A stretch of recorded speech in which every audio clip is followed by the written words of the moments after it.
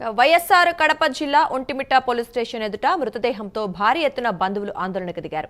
రైలు కింద పడి చనిపోయిన లాలయ్య మృతికి రైటర్ సుబ్బరాజే కారణమంటూ నిరసన తెలిపారు.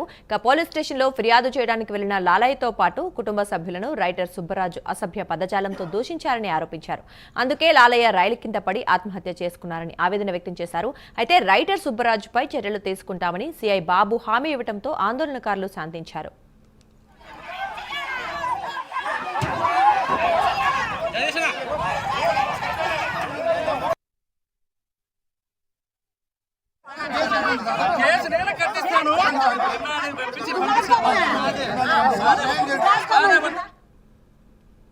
ఇక ఇదే అంశానికి సంబంధించి మరింత సమాచారం మా కరెస్పాండెంట్ సుధీర్ అందిస్తారు. సుధీర్, చెప్పండి, లాలయ్య మృతికి రైటర్ సుబ్బరాజు కారణమంటూ అయితే మరి వాళ్ళ బంధువులు ఆందోళన చేస్తున్నారు. ప్రస్తుతానికైతే పోలీసుల జోక్యంతో శాంతించారు. బట్ మరి పరిస్థితి ఏంటి? Thank you. ముఖ్యంగా చూసుకుంటే గనక ఒంటిమిట్ట పోలీస్ స్టేషన్ ఏదైతే అయితే గనక లాలయ్య అనే మృతదేహాన్ని పెట్టుకుని బంధువులు అయితే గనక భారీ ఎత్తున కూడా ఆందోళన చేస్తున్న పరిస్థితి ఉంది. అయితే ముఖ్యంగా చూసుకుంటే గనక గడిచిన శుక్రవారం రాత్రి కూడా లాలయ్య ఇంటిలోకి సీతాపురానికి చెందినటువంటి గాదర భాష అనే వ్యక్తి కూడా దొంగచాటు కూడా రావడం జరిగింది.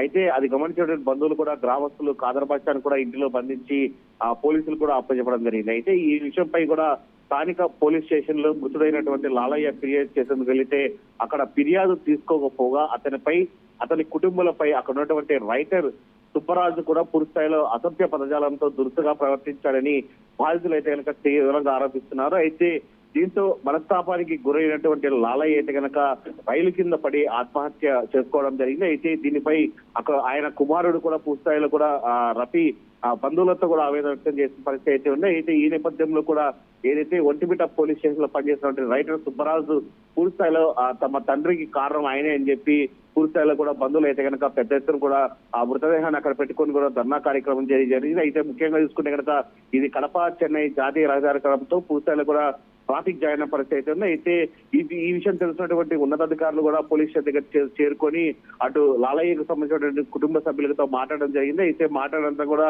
ఈ ఏదైతే ధర్నా కార్యక్రమాన్ని కూడా విరమించడం జరిగింది. దాని తర్వాత కూడా పోలీసులు అయితే కనుక కేసు నమోదు చేసుకుని తర్వాత విచారిస్తామని చెప్పడంతో కూడా పూర్తి స్థాయిలో విరమణ అయితే జరిగిందని మనం చెప్పుకోవచ్చు.